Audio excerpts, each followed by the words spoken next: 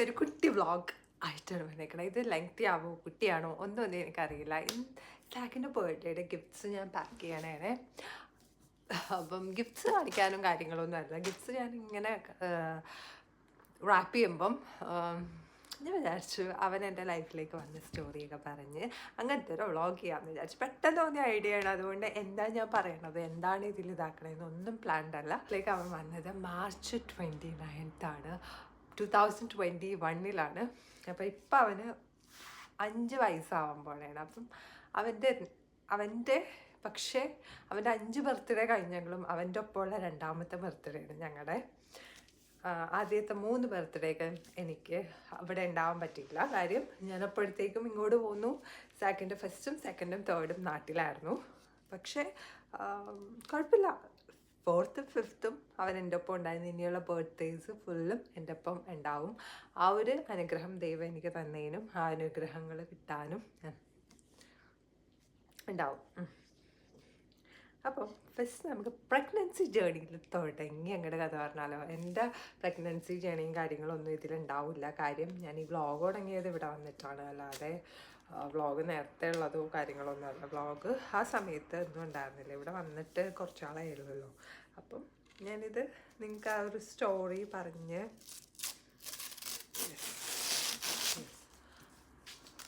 അപ്പോൾ നിങ്ങൾക്ക് ഞാൻ ആ ഒരു സ്റ്റോറി പറഞ്ഞുകൊണ്ട് വ്ളോഗ് എടുത്തു തരാം. ആ സ്റ്റോറി പറഞ്ഞുകൊണ്ട് ഞാൻ ഗിഫ്റ്റ് ഇങ്ങനെ റാപ്പ് ചെയ്യും.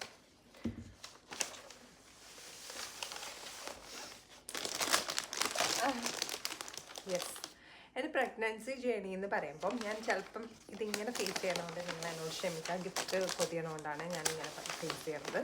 അപ്പം പ്രഗ്നൻസി ജേണി എന്ന് പറഞ്ഞാൽ അത് അടിപൊളിയായിരുന്നോ എന്ന് ചോദിച്ചാൽ അടിപൊളിയായിരുന്നു. ദൈവം സഹായിച്ചു. ത്രൂ ഔട്ട് എനിക്ക് ഒരു പ്രശ്നം ഉണ്ടായിരുന്നില്ല. നോർമൽ ഛർദിലും അല്ലെങ്കിൽ തളർച്ച, ക്ഷീണം, ഇങ്ങനത്തെ കാര്യങ്ങൾ എല്ലാവർക്കും ഉണ്ടാവും. അതേപോലെ തന്നെ ഉണ്ട്. അല്ലാതെ വേറെ വലിയ വലിയ ബുദ്ധിമുട്ടുകളൊന്നും ദൈവം സഹായിച്ച് ത്രൂ ഔട്ട് 9 months എനിക്ക് ഉണ്ടായിരുന്നില്ല. വോമിറ്റിങ് കാര്യങ്ങളൊക്കെ ഉണ്ടായിരുന്നു. പിന്നെ എനിക്ക് ആകെ വിഷമം എന്ന് പറയാം, വിഷമം ആകെ വലുത് തന്നെയാണ് അത്. കാര്യം ഹസ്ബൻഡ് എൻ്റെ ഒപ്പം ഉണ്ടായിരുന്നില്ല, എന്ന് വെച്ചാൽ ബാലു എൻ്റെ ഒപ്പം ഉണ്ടായിരുന്നില്ല. ബാലു ഷിപ്പിലായിരുന്നു. അതെനിക്കൊരു സങ്കടം തന്നെയായിരുന്നു. കാര്യം നമ്മുടെ ഒരു പ്രഗ്നൻസി ജേണിയിൽ എപ്പോഴും നമ്മുടെ ഹസ്ബൻഡ് കൂടെ ഉണ്ടാവുമെന്ന് നമ്മൾ ആഗ്രഹിക്കും. പ്രത്യേകിച്ച് അത് ലോങ് ഡിസ്റ്റൻസിലുള്ളവർക്കും അത് മനസ്സിലാവും അല്ലേ. അപ്പോൾ ആ ഒരു അവസ്ഥയിൽ കുഴപ്പമില്ല, എല്ലാം നമ്മൾ ഫേസ് ചെയ്ത് നമ്മളിപ്പോൾ ഒരുമിച്ച് നിൽക്കണം. അത് ദൈവം സഹായിച്ച് ഒരുമിച്ച് നിൽക്കാൻ പറ്റണം. അത് തന്നെ വലിയ ഭാഗ്യം. അതിന് ഞാൻ താങ്ക്ഫുള്ളാണ്. പക്ഷേ പണ്ടത്തെ കഥ പറയുമ്പോൾ നമുക്ക് പറയണമല്ലോ വിശേഷം. അപ്പോൾ ആ ഒരു സമയത്ത് ആ ഒരു സങ്കടം എനിക്കുണ്ടായിരുന്നു. അല്ലാതെ വേറെ ബുദ്ധിമുട്ടുകളും കാര്യങ്ങളും ഉണ്ടായിരുന്നില്ല. എൻ്റെ അപ്പനും അമ്മയുടെയും അടുത്തായിരുന്നു ഞാൻ വെച്ച്. അവരെന്നെ അടിപൊളിയായിട്ട് നോക്കും, അടിപൊളിയായിട്ട് ഫുഡ് തരും, ഒന്നും ചെയ്യേണ്ട ആവശ്യമില്ല, സുഖജീവിതമായിരുന്നു. ആ സമയത്ത് എനിക്ക് പണ്ടത്തെ എൻ്റെ ക്ലോത്തിങ് ബ്രാൻഡ് ഉണ്ടല്ലോ, അപ്പോൾ മെറ്റീരിയലും കാര്യങ്ങളും എടുത്ത് ഞാൻ ബിസി തന്നെയായിരുന്നു. അങ്ങനെ മെറ്റീരിയൽ എടുത്ത് വർക്ക് കാര്യങ്ങളൊക്കെ ചെയ്യുന്നുണ്ടായിരുന്നു. ആ സമയത്ത് ഞാൻ എൻഗേജ്മെൻറ്റും ബ്രൈഡലൊക്കെ ചെയ്തിട്ടുള്ളത് ആ ഒരു ടൈമിലാണ്. അപ്പോൾ അതൊക്കെ എനിക്ക് ഓർമ്മയുണ്ട്. എനിക്ക് തോന്നുന്നത് 9 months അവന് പ്രഗ്നൻ്റ് ആയിരിക്കുമ്പോൾ 9 months എന്ന് വെച്ചാൽ അത് കോവിഡ് ടൈമാണ്. ആ കോവിഡ് ടൈമിൽ ഞാനിങ്ങനെ വർക്ക് എടുത്തിട്ട് എനിക്ക് ഓർമ്മയുണ്ട്, കോവിഡ് ആയിട്ട് പോലും അങ്ങനെ പുറത്തെല്ലാം നമ്മൾ മാസ്കൊക്കെ ഇത് ചെയ്തിട്ടാണ് പോകേണ്ടത്. കോവിഡ് ആയിട്ട് ആ സമയത്താണ്. പക്ഷേ എനിക്ക് കുറേ വർക്ക്സ് കിട്ടിയേക്കണം കേട്ടോ. അപ്പോൾ അങ്ങനെ ഞാൻ വർക്കിന് വേണ്ടി മെറ്റീരിയലൊക്കെ നോക്കാൻ പോയിട്ടുണ്ട്. നമ്മൾ ബൾക്കായിട്ട് വാങ്ങിച്ചു വെക്കുമായിരുന്നു. എന്നാൽ പോലും ചിലവർക്ക് സ്പെഷ്യൽ മെറ്റീരിയൽ അല്ലെങ്കിൽ ഇതൊക്കെ വേണ്ട വരുമ്പോൾ ഞാൻ പോയി പർച്ചേസ് ചെയ്യാറുണ്ടായിരുന്നു. അപ്പോൾ അങ്ങനെയൊക്കെ അതെല്ലാം കഴിഞ്ഞ് എനിക്ക് ആഗ്രഹമുള്ള ഫുഡൊക്കെ എനിക്കിപ്പോഴും ഓർമ്മയിട്ടാ. പോണതിന് മുമ്പ് പിസ്സ, ഭയങ്കര ഇഷ്ടമുള്ള സാധനങ്ങളൊക്കെ ഞാൻ കഴിച്ചിട്ടാണ് പോയത്. ഞാൻ റിനയിലായിരുന്നു, റിനയ ഹോസ്പിറ്റലായിരുന്നു. ഡോക്ടർ ഹിന്ദു ആയിരുന്നു. അത് അടിപൊളിയായിരുന്നു. നല്ല ഡോക്ടറായിരുന്നു. പ്രഗ്നൻസി എനിക്ക് ഡെലിവറി റൂമിലെ കാര്യങ്ങൾ അല്ലെങ്കിൽ ഡെലിവറി എന്ന് പറയാം, നോർമലി ബാലു ഉണ്ടായിരുന്നില്ല ആ സമയത്ത്. ഞാൻ സാധാ എല്ലാവരും പോലെ സാധാ ഡെലിവറി റൂം, അല്ലാതെ ഹസ്ബൻഡിനെ പാരൻസിനെയും ഇൻവോൾവ് ചെയ്യണം, അങ്ങനത്തെ ഹസ്ബൻഡിനും പാരൻസിനും ഒക്കെ കയറാൻ പറ്റുന്ന റൂമൊന്നും അല്ലായിരുന്നു. നമ്മൾ സാധാ ഒരു നോർമൽ ഡെലിവറി ആയിരുന്നു.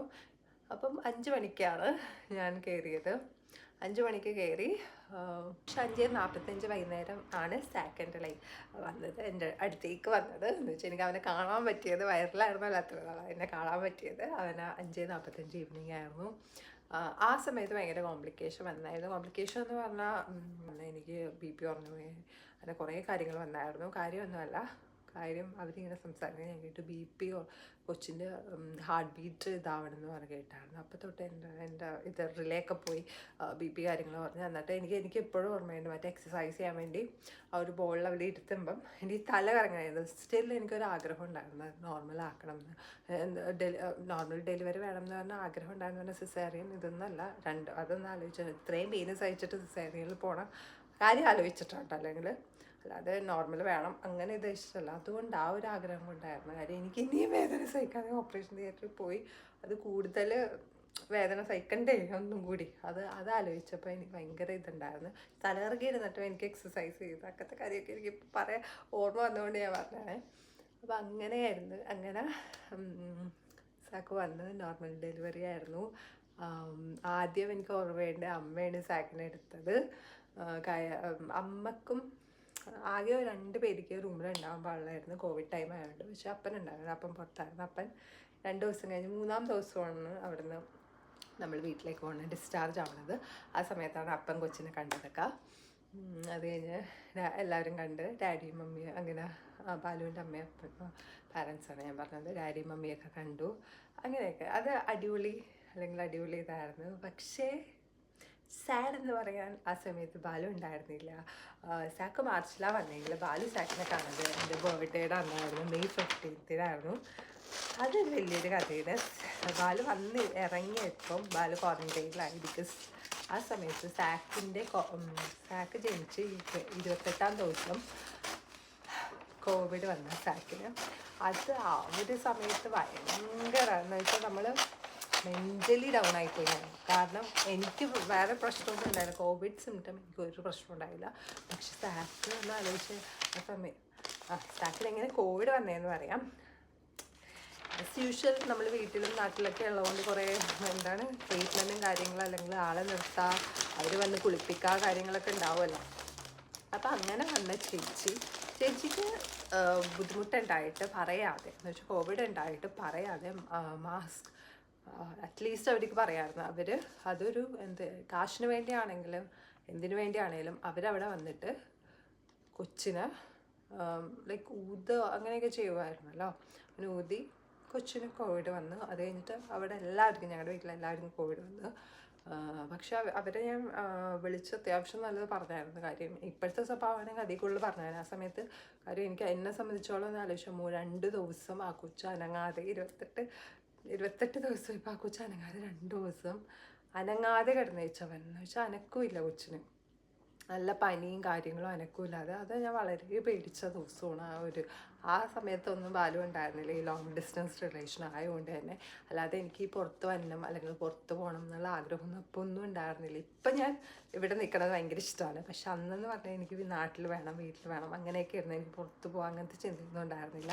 അപ്പോൾ എനിക്ക് മനസ്സിലുണ്ടായത് ആ ഒരു ത്രൂ ഔട്ട് ജേണിയിൽ ബാലു ഉണ്ടായിരുന്നില്ല. അപ്പോൾ ബാലു എൻ്റെ ഒപ്പം വേണം എന്ന് എനിക്കുണ്ടായിരുന്നു. അങ്ങനെയാണ് ഞാൻ ഈ രാജ്യത്തോട്ട് അപ്ലൈ ചെയ്തതും.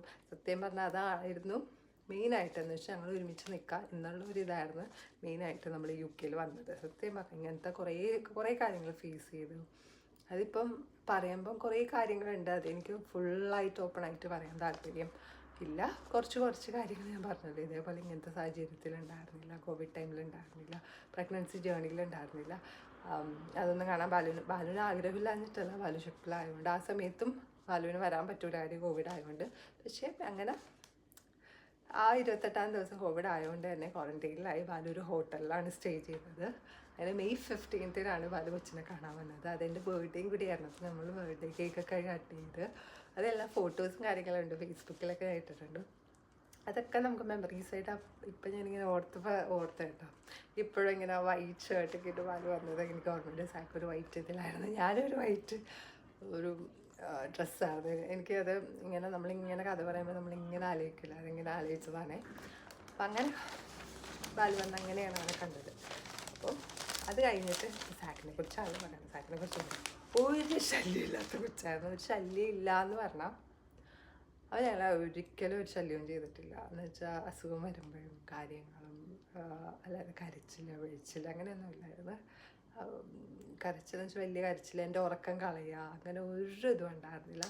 അങ്ങനെ 9 months കഴിഞ്ഞപ്പോൾ കറക്റ്റ് 11 months ഞാൻ UK വരാനുള്ള തീരുമാനം എടുത്തത്.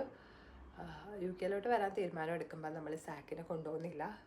സാക്കിനെ കൊണ്ടുവരണ്ടെന്ന് തീരുമാനിച്ചത് എന്താണെന്ന് വെച്ചാൽ, ഞാൻ പഠിക്കാനാണ് ഇവിടെ ആദ്യം വന്നത്, സ്റ്റുഡൻറ്റ് വിസയിലാണ് വന്നത്. അപ്പം ഞാനും ബാലുവായിട്ടാണ്, ഡിപ്പെൻഡൻ്റായിട്ട് ബാലുവായിട്ടാണ് ഇവിടെ വന്നത്. സാക്കിനെ എനിക്ക് കൊണ്ടുവരാൻ പറ്റിയില്ല. അപ്പം ലിറ്ററലി നിങ്ങൾക്ക് മനസ്സിലാകും, കൊച്ചിനെ അവിടെ ആക്കി നമ്മൾ ഈ വേറൊരു സ്ഥലത്തേക്ക് വരുമ്പോൾ നമ്മുടെ ഇത് എന്തായിരിക്കും എന്ന് നിങ്ങൾക്ക് മനസ്സിലാവായിരിക്കും അല്ലേ. അങ്ങനെ ഞാൻ ഇങ്ങോട്ട് വന്നു. അതെല്ലാം ആ സമയത്ത് ഭയങ്കര ബുദ്ധിമുട്ടായിരുന്നെങ്കിൽ ഈ സമയത്ത് ഞാൻ ഇതൊക്കെ കൊണ്ട് ഹാപ്പിയാണ്. അത് ഞാൻ ലാസ്റ്റ് പറയാം, കാരണം എന്താണെന്ന് വെച്ചാൽ, അങ്ങനെ ഞങ്ങൾ ഈ UK വന്നു. സാക്ക് അവിടെ ഇരുന്ന്, സാക്കിൻ്റെ ഫസ്റ്റ് ബർത്ത്ഡേ അവിടെ ഇരുന്ന്. അപ്പോൾ അവന് ഇഷ്ടമുള്ള, അല്ലെങ്കിൽ അവന് ഇഷ്ടമുള്ള കാര്യങ്ങളല്ല, അവന് പറ്റുന്ന രീതിയിൽ ഞാൻ കേക്കൊക്കെ, എല്ലാ ബർത്ത്ഡേക്ക് അടിപൊളി കേക്കൊക്കെ അവന് വേണ്ടി സെറ്റ് ചെയ്ത് കൊടുക്കാമായിരുന്നു. അതെനിക്ക് പറ്റുള്ളായിരുന്നു, അല്ലാതെ എനിക്ക് അവിടെ പോകാൻ പറ്റിയില്ലായിരുന്നു. അങ്ങനെ 3rd ബർത്ത്ഡേ കഴിഞ്ഞ് എനിക്കിവിടെ വർക്ക് വിസ കിട്ടിയപ്പോഴാണ് സാക്കിനെ ഞാൻ ഇവിടെ കൊണ്ടുവന്നത്. ജൂലൈയിലാണ് സാക്ക് ഇവിടെ എത്തിയത്. അതിന് സാക്ക് ഇവിടെ വന്നു. അവൻ വന്ന സ്റ്റോറി കൂടി പറയാല്ലേ ഇതിൽ. അത് ഞാൻ പറഞ്ഞില്ല, ഒരു ശല്യമില്ലാത്ത കൊച്ചാണ്, അടിപൊളിയാണ്. അതെല്ലാം അമ്മമാരും സ്വന്തം കൊച്ചുങ്ങളെ കുറിച്ച് അടിപൊളിയാണെന്നേ പറയുള്ളൂ. അതുകൊണ്ടല്ല ഞാൻ പറഞ്ഞത്, എന്നെ ഒരു രീതിയിൽ അവൻ ശല്യം ചെയ്തിട്ടില്ല. അപ്പം ഇപ്പോഴും ഗുരുത്തക്കേട്, അതൊക്കെ ആ പ്രായത്തിലെ ഗുരുത്തക്കേട് കാര്യങ്ങളുണ്ട്. പക്ഷെ അവന് വളരെ, നമ്മൾ മനസ്സിലാക്കാമെന്ന് അറിയില്ല, അവൻ്റെ ഏജിലും പൊക്കത്ത് അവനെ വെച്ച് വരിട്ടുണ്ട്. അവന് ഒരുപാട് നമ്മൾ മനസ്സിലാക്കും കാര്യം. അവൻ ആ 3 വയസ്സുള്ളപ്പോഴാണ് ഞാൻ ഇങ്ങോട്ട് കൊണ്ടുപോകുന്നത്. അതെനിക്ക് ഓർക്കുമ്പോൾ ഞാൻ ഇങ്ങോട്ട് കൊണ്ടുവരുമ്പോൾ എൻ്റെ മനസ്സിലുണ്ടായിരുന്നു, ഞാൻ ഒറ്റക്കാണ് ഈ ലൈക്ക് അവിടുന്ന് നാട്ടിൽ നിന്ന് ഇങ്ങോട്ട് കൊണ്ടുപോകുന്നത്. ഞാൻ ആദ്യമായിട്ട് ഒറ്റയ്ക്ക് ട്രാവൽ ചെയ്തത്. ഇങ്ങോട്ട് വന്നപ്പോൾ ബാലു ഉണ്ടായിരുന്നു. അങ്ങോട്ട് സാക്കിനെ കൊണ്ടുവരാൻ വേണ്ടി, ബാലുവിന് ഡ്യൂട്ടി ഉള്ളതുകൊണ്ട് ബാലുവിന് എൻ്റെ ഒപ്പം വരാൻ പറ്റിയില്ല. അപ്പം ഞാനായിരുന്നു സാക്കിനെ കൊണ്ടുവരാൻ വേണ്ടി പോകുന്നത്. അപ്പോൾ എൻ്റെ മനസ്സിലുള്ള ചോദ്യങ്ങൾ ഇതായിരുന്നു. അവൻ ഫോണിൽ കൂടി കാണുന്ന അമ്മ അപ്പ എന്നറിയാണ്, അല്ലാതെ ഞങ്ങൾ കൂടെ ആകെ 9ാം മാസത്തിൽ അപ്പനെ ഏൽപ്പിച്ചു കൊടുത്തിട്ട് പോകുന്നതാണ്. അപ്പോൾ എങ്ങനെയായിരിക്കും കാര്യം, എന്നെ അക്സെപ്റ്റ് ചെയ്യാൻ പറ്റുമോ, അല്ലെങ്കിൽ എൻ്റെ കൂടെ വരുമോ, കുറേ ചോദ്യങ്ങൾ എനിക്കുണ്ടായിരുന്നു. കുറേ സ്ട്രെസ്സുകൾ ഉണ്ടായിരുന്നു. ലൈഫിൽ ഏറ്റവും കൂടുതൽ സ്ട്രെസ് അടിച്ച ടൈം അത് തന്നെയായിരുന്നു. അത് ഈ രാജ്യത്തോട്ട് വന്നത്, അല്ലെങ്കിൽ വിസയ്ക്ക് വേണ്ടി, വേറെ ഒന്നുമല്ലായിരുന്നു. ഞാൻ ഏറ്റവും കൂടുതൽ ടെൻഷൻ അടിച്ച സമയം അതായിരുന്നു, കൊച്ചിനെ കൊണ്ടുവരാൻ ആഗ്രഹം ഒരുപാടുണ്ടായിരുന്നു. പക്ഷെ അവൻ എങ്ങനെ ഈ രാജ്യത്തോട്ട് വന്നിട്ട് അവൻ്റെ ഇതെന്തായിരിക്കും, അവൻ്റെ റിയാക്ഷൻ എന്തായിരിക്കും എന്നായിരുന്നു. പിന്നെ അതെൻ്റെ അമ്മയുടെയും അല്ലെങ്കിൽ അപ്പനും എല്ലാം പറഞ്ഞു കൊടുക്കുമായിരുന്നു. അമ്മയൊക്കെ ഇങ്ങനെ എപ്പോഴും പറയാമായിരുന്നു, അല്ലെങ്കിൽ അമ്മ പറഞ്ഞു കൊടുത്തിട്ടുള്ളത് കൊണ്ടാണ് എന്ന് ഞാൻ വിശ്വസിക്കണം. അവനത് മനസ്സിലാക്കി അവനിവിടെ എൻ്റെ ഒപ്പം വന്നപ്പം കുവൈറ്റിലായിരുന്നു തോന്നുന്നു, ഖത്തറിൽ ഫ്ലൈറ്റ് വന്നതും. അവിടെ കൊച്ചു ഉറങ്ങിപ്പോയി. അപ്പം എൻ്റെ കയ്യിൽ അത്യാവശ്യം നല്ല ബാഗൊക്കെ ഉണ്ടായിരുന്നു. കൊച്ചു ഉറങ്ങിയപ്പം ഞാൻ അവനെ പിടിച്ച് കിടന്ന നോർമലി. പിന്നെ അവനൊരു കരച്ചിൽ പറഞ്ഞു. അപ്പം എൻ്റെ എൻ്റെ വിചാരം, ഞാൻ എന്ത് ചെയ്യും, ഞാൻ ഇവിടെ നിന്ന് ഇങ്ങനെ ഞാൻ തിരിച്ചു പോകും, അല്ലെങ്കിൽ ഞാൻ ലിറ്ററലി എനിക്ക് കരച്ചിൽ വേണം, സങ്കടം വേണം. അപ്പോൾ ആൾക്കാരൊക്കെ ഇങ്ങനെ നോക്കണുണ്ട്. അപ്പോൾ എൻ്റെ മനസ്സിൽ എന്താണ് കൊച്ചിന്, എനിക്ക് എന്താണെന്നൊന്നും മനസ്സിലാവണില്ല. കൊച്ചിന് എന്താ പറ്റിയത്, കൊച്ചിന് എൻ്റെ ഒപ്പം വന്നത് ഇഷ്ടമല്ലേ, അതോ അങ്ങനെയൊക്കെയാണെന്നാണ് ഞാൻ ചിന്തിക്കണത്. അപ്പം അങ്ങനെ ഭയങ്കരമായിട്ട് സ്ട്രെസ് അടിച്ച ആ സമയത്ത്. അത് കഴിഞ്ഞ് നമ്മൾ ഫ്ലൈറ്റിലോട്ട് കയറിയപ്പോൾ അവനിങ്ങനെ കണ്ണു തുറന്നു. എനിക്ക് തോന്നുന്നു അതെന്താ സംഭവിച്ചതെന്ന് എനിക്ക് തോന്നുന്നത്, നമ്മൾ ഉറക്കത്തിൽ അവൻ കരഞ്ഞു, അല്ലെങ്കിൽ വേറെ ബുദ്ധിമുട്ട് എന്തെങ്കിലും ഉണ്ടായതായിരിക്കും. ഞാൻ ജസ്റ്റ് അവന് പെയിൻ കില്ലർ കൊടുത്താണ് ആ സമയത്ത്. എന്താ നമുക്കൊന്നും എനിക്ക് മനസ്സിലാവാനോ എനിക്ക് ഇതാക്കാനോ ഒന്നും പറ്റില്ല, കാര്യം ഞാനും സ്ട്രെസ്ഡ് ആയിരുന്നു. പക്ഷെ ഞാൻ മരുന്ന് കൊടുത്ത് ജസ്റ്റ് ഇനി വല്ല അസുഖം ഉണ്ടെങ്കിൽ, അല്ലെങ്കിൽ വേദനകൾ ആരും ഉണ്ടെങ്കിൽ മാറട്ടെ എന്ന് വിചാരിച്ചിട്ട് ഞാൻ അങ്ങനെ ചെയ്തായിരുന്നു. അത് കഴിഞ്ഞ് അവനെ ഫ്ലൈറ്റിൽ വന്ന് കണ്ടപ്പോൾ അടിപൊളിയല്ല എന്നുള്ള രീതിയിൽ അവൻ വന്ന് എഴുന്നേറ്റ് ഒരു കുഴപ്പമില്ലാതെ നിന്ന് എന്നിട്ട് അവൻ്റെ കരച്ചിലൊക്കെ മാറി അവൻ ഫ്ലൈറ്റിൽ കയറി. നമ്മൾ ഈ രാജ്യത്ത് ഈ ഒരു UK എത്തിയതും ബാഗ്സ് കൊണ്ട് കുറേ നടക്കാനുണ്ട്. അവനോട് ഞാൻ പറഞ്ഞു, എനിക്ക് ആ സമയത്ത് ഞാൻ അവനെ ബാഗെല്ലാം പിടിച്ച് അവനെ എടുക്കേണ്ടി വന്ന കാര്യം, അവൻ ഉറക്കമായിരുന്നല്ലോ ആ സമയത്ത്, ഭയങ്കര കരച്ചില്ലെന്ന് പറഞ്ഞപ്പോൾ എനിക്കത് ഇതാക്കേണ്ടി വരുന്നു. അപ്പോൾ ഞാൻ നടക്കുമ്പോൾ അവനോട് പറഞ്ഞു, ഞാൻ ഇങ്ങനെ പറഞ്ഞു, സാക്കു ഇത് കുറേ നടക്കാനുണ്ട്, എനിക്ക് സാക്കിനും എടുത്ത് അല്ലെങ്കിൽ ബാഗൊന്നും പിടിച്ചിട്ട് എടുക്കാൻ പറ്റില്ല. അപ്പോൾ അവൻ എൻ്റെ ഒപ്പം അത്രയും നടന്ന് എന്നെ ബാഗൊക്കെ ഞാൻ എടുത്ത കാര്യം, എനിക്കിങ്ങനെ ഒറ്റയ്ക്ക് ട്രാവൽ ചെയ്ത് ശീലമൊന്നുമില്ല. പറഞ്ഞല്ലോ, ഞാൻ ആദ്യമായിട്ടാണ് ഒറ്റയ്ക്ക് ട്രാവൽ ചെയ്തത്. അപ്പം അതിൻ്റെ ടെൻഷനൊന്നും അല്ല, എനിക്ക് ഏറ്റവും കൂടുതൽ ഇവൻ്റെ ഒരു ഇതായിരുന്നു. അവൻ എൻ്റെ ഒപ്പം അത്രയും നടന്ന് അവൻ ചിരിച്ച് കളിച്ച് ബാലുവിനെ കണ്ട്. അവനിവിടെ വന്നപ്പോഴേക്കും അവൻ ഇവിടെ ജനിച്ച് വളർന്നു, അല്ലെങ്കിൽ ഞങ്ങളുടെ ഒപ്പം ഉണ്ടായ ഒരു ഇതായിരുന്നു അവൻ്റെ ഇത്. പിന്നെയുള്ള ഇതൊക്കെ അവൻ ഇവിടെ ജനിച്ച് വളർന്നു, അല്ലെങ്കിൽ ഞങ്ങളുടെ ഒപ്പം വരുന്നത് എന്നുള്ളൊരു, അല്ലാതെ ബാക്കിലോട്ട് ഇപ്പം അപ്പനും അമ്മയും കാണാൻ നാട്ടിൽ പോകണം ഒന്നുമില്ല. അവൻ മറന്നേ പോയി. അവൻ ഇവിടുത്തെ ഇതായി. പിന്നെ ആ സമയത്ത് അവന് എനിക്കറിയില്ല, അത് ദൈവാനുഗ്രഹം കൂടിയാണ് എന്ന് ഞാൻ വിശ്വസിക്കുന്നത്. ദൈവത്തിൻ്റെ ഞങ്ങളുടെ പ്രാർത്ഥനയുടെ ആയിരിക്കാം. പിന്നെ അവൻ മറന്നുപോയി. അവൻ ഇവിടെ ഞങ്ങളുടെ ഒപ്പം ജീവിച്ചാൽ അവനിവിടെ നമ്മൾ സ്കൂളിലാക്കി അവനാകെ നല്ല സന്തോഷത്തോടെ അവൻ അടിപൊളിയായിട്ട് ഇപ്പം അവൻ്റെ ആ പ്രായത്തിൽ ചെയ്യാവുന്ന അടിപൊളിയായിട്ട് ഞങ്ങളെ ഹെൽപ്പ് ചെയ്യും, ക്ലീൻ ചെയ്യും. അങ്ങനെ എന്തുണ്ടെങ്കിലും പറഞ്ഞാൽ മനസ്സിലാക്കും. വലിയ ഡിസ്റ്റർബൻസും കാര്യങ്ങളും ദൈവം സഹായിച്ചു ഇതുവരെയില്ല. കുരുത്തക്കേട് ഇതൊക്കെ ഉണ്ട്. പിന്നീട് അവൻ ഈ വലുതാകുമ്പോൾ ഈ ഒരു ഇത് സത്യം പറഞ്ഞാൽ ഞാനൊരു വ്ളോഗായിട്ട് ഇടാൻ പോണത് അവന് വേണ്ടിയാണ്. പിന്നീടാകുമ്പോഴും അവന് ഇത് കേൾക്കാമല്ലോ എന്ന് വിചാരിച്ചിട്ടാണ് സത്യം പറഞ്ഞാൽ ഈ സംസാരിച്ച് ഇതെടുത്തത്. ഗിഫ്റ്റൊന്നും പൊതിഞ്ഞിട്ടില്ല. ഗിഫ്റ്റ് പൊതിഞ്ഞ് സംസാരിക്കാമെന്നാണ് വിചാരിച്ചത്. സംസാരിച്ചപ്പോൾ എന്തോ എനിക്കിങ്ങനെ നോക്കി സംസാരിക്കാൻ തോന്നി.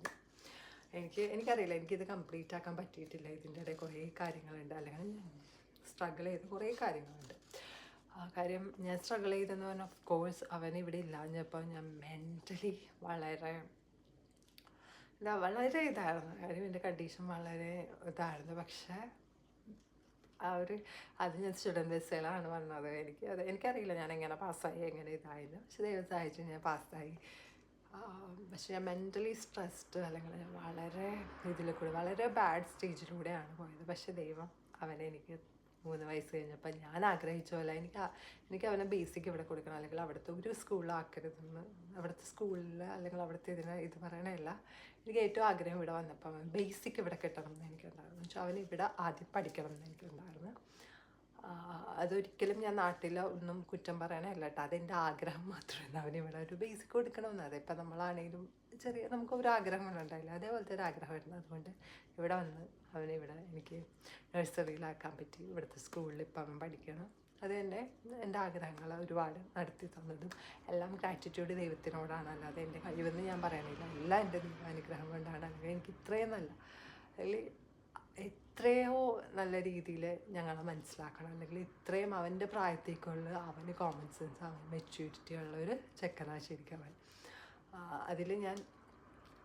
ഞാൻ വിശ്വസിക്കുന്നത്, ഞാനെപ്പോഴും നമ്മൾ പാട്ടും കാര്യങ്ങളൊക്കെ പ്രഗ്നൻസി കേൾക്കുന്നത് മൊത്തം ഞാൻ ദൈവത്തിൻ്റെ, പിന്നെ ഡാഡിയുടെയും അമ്മയുടെയും അപ്പൻ്റെയും മമ്മിയുടെയും എല്ലാവരുടെയും പ്രാർത്ഥനയും കൂടി അതുകൊണ്ടായിരുന്നു. ദൈവം അനുഗ്രഹിച്ചാണ് ഇങ്ങനത്തെ അവൻ അടിപൊളിയാണ്. എനിക്ക് വേർഡ്സ് കിട്ടണില്ല എന്താ പറയണ്ടേന്ന്. അപ്പോൾ അവൻ്റെ ഗിഫ്റ്റൊക്കെ ഞാൻ പാക്ക് ചെയ്തിട്ട് 4th ബർത്ത്ഡേനും 4 ഗിഫ്റ്റ്സാണ് ഞാൻ ഇത് ചെയ്തത്. അത് ഞാൻ ഇൻസ്റ്റാഗ്രാമിൽ ഒരു വ്ളോഗ് ഇട്ടിട്ടുണ്ട്. ഇപ്പം ഞാൻ അവന് കുറച്ച് ചെറിയ കുറച്ച് കൂടുതൽ ഗിഫ്റ്റ്സ് ഉണ്ട്. എനിക്ക് 8 or 9 ഗിഫ്റ്റ്സ് അവന് വേണ്ടി ഞാൻ ചെയ്യണതാണ്. 5 ഗിഫ്റ്റ്സ് അല്ല, ജസ്റ്റ് അവനെ എനിക്ക് കിട്ടിയത് ഞാൻ വാങ്ങിച്ചു. അവന് ഇഷ്ടപ്പെടുമെന്ന് ഞാൻ വിശ്വസിക്കുന്നത് വാങ്ങിച്ചു. അത് ഞാനൊന്ന് ഗിഫ്റ്റ് എന്നാൽ ഞാൻ പൊതിയട്ടെ. ഞാൻ കൂടുതൽ സംസാരിച്ച് വ്ളോഗ് വലുതാക്കണില്ല. ഇത്രയില്ല. ഈ ബർത്ത്ഡേ വ്ളോഗും കാര്യങ്ങളൊക്കെ വേഗം അപ്ലോഡ് ചെയ്യാം. ഇതാദ്യം ഇടാമെന്ന് ഞാൻ വിചാരിച്ചു.